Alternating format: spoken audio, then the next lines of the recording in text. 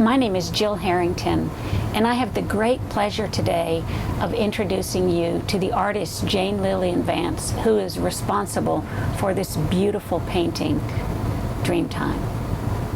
Thank you so much, Jill. Dreamtime is a story, a journey that begins with a young man in Zambia named Holton. Holton's sister helped him get to the Orphan Medical Network International clinic moments before Holton died.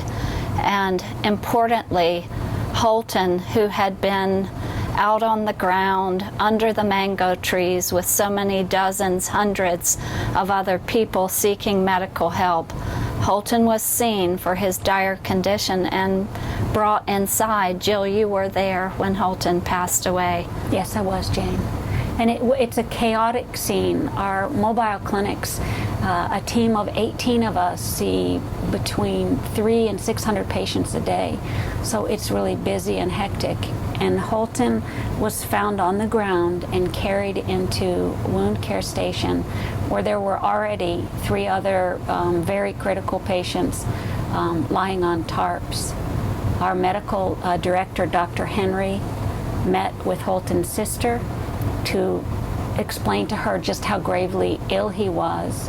And our team leader, Karen Remind, the president of Omni, was caring for Holton when he expired. And so the painting begins at that moment of Holton's death. The last neuron fires from Holton, from his heart, from the palm of his hand, as Karen places her hands and said to us that she felt his last heartbeat. So Holton's consciousness jets forth into a place older than time and deeper than space.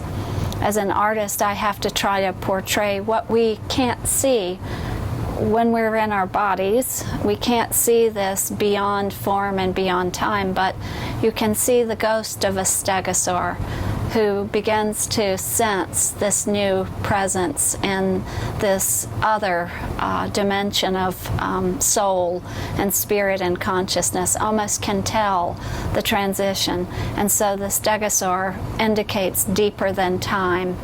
And then in the painting you see the Telstar, the first satellite that beams internationally to indicate that this consciousness is moving beyond even deep space. Where and how does a spirit, a soul travel? Well, it travels through old memory, ancestral time. And you see a little boy who might be Holton as a child. You see the women who may have been in the village. Maybe they were relatives, maybe they were simply passers-by, those little frames of memory that you have. And they are all carrying the next generation of Holtons. They also carry food. You see the boat that is moving somehow through this deep river of ancestry. And again, these children who have already come and passed are almost like guides and very spirited little helpers who want to take the oar and help to move it, help to propel Holton to where he should be going. And then we come to what, Jill, you have called this other medallion of compassion in the composition. Yes. So this upper area in the painting here shows our medical director, Dr. Henry, who is meeting with Holton's sister, and Derek Kalinda, who's on the Omni staff, is interpreting for him. Derek makes himself very small because he's a large man and he doesn't want his physical presence to be intimidating to this woman as she receives this grievous news that 3 yards away her brother has just died. Dr. Henry is masterful. His background is OBGYN. He now works in palliative care and hospice. And he was explaining to the sister that Holton died with people. He was prayed over. He was cared and cherished in his passing. the places we travel to are difficult places with famine and disease and lack of water and problem. What there is in abundance without limit is this energy that happens right here, this compassion that is outside of creed or culture or race. This is one mother caring for one son.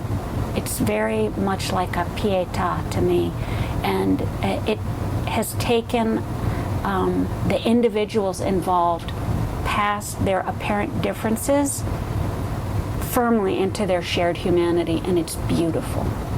Thank you, Jane, for capturing it all. Wow. Thank you so much, Jill.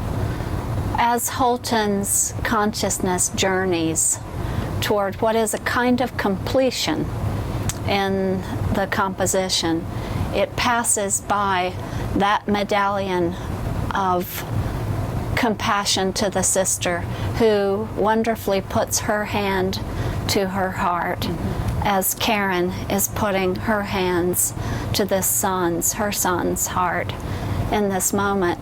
And you see also those thousand little mole hands clamoring. You've said that they are for you like the other people outside of the room where Holton died, which was a small concrete space covered with corrugated tin, and outside in the bright Zambian sunlight, those thousands others. Still waiting, hoping to be seen as individuals. See me, see me. And so finally, past this indication of so much need, you see the Zambian Christ.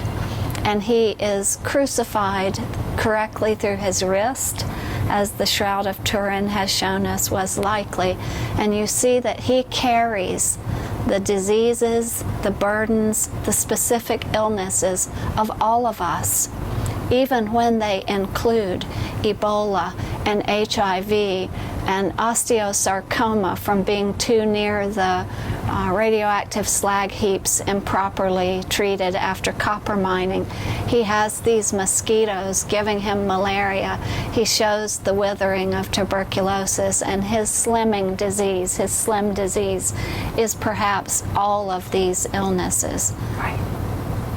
Christ also, very movingly for me, his halo is made of the proper material to indicate that we are all invested in Holton's story, because there is malachite from Zambia, literal malachite powder in his halo, his aura, and there is gold. But as you know, there is also the physical cremain material of your daughter Morgan Harrington in this halo of this Zambian Christ. As well there should be, given that this basis, this base of operating this medical compassion includes the Morgan Dana Harrington Educational Wing at George Compound there in Zambia. And I must say, Jill, that it is no light work to take these physical cremains and put them into the halo of the Christ overseeing the work Omni does in Zambia. This is very serious and spiritual work, and I'm grateful for the permission.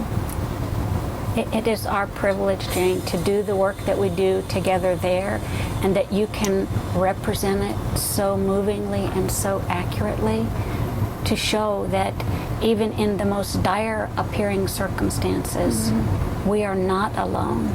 Yes. And even something like the crown of thorns on a Christ spirals down and is the cactus that bursts into flower and softening. We are accompanied by Holton in our journeys moving forward, and we accompanied him in his passing. That is what compassion is about. It is, and this other mother and child, because there is always the story in repetition outward from Holton's moment.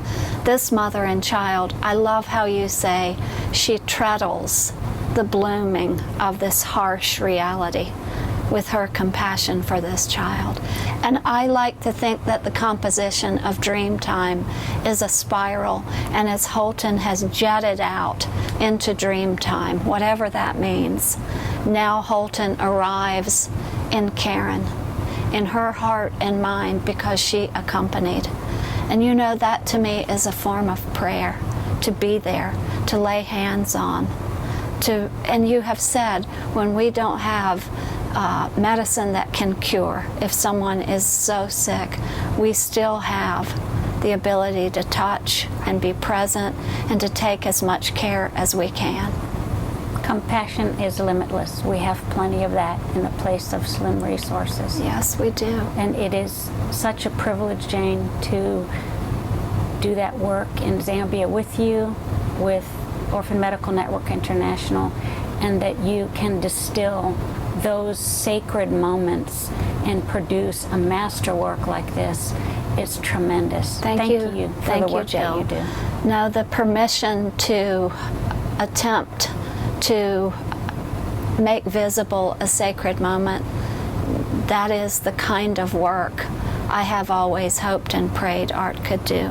So I am grateful for the chance, the opportunity to say what I saw Omni is doing in Zambia.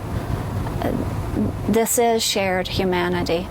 There is no creed or race or culture that can possibly touch what this beautiful moment means. This is what we are here to do.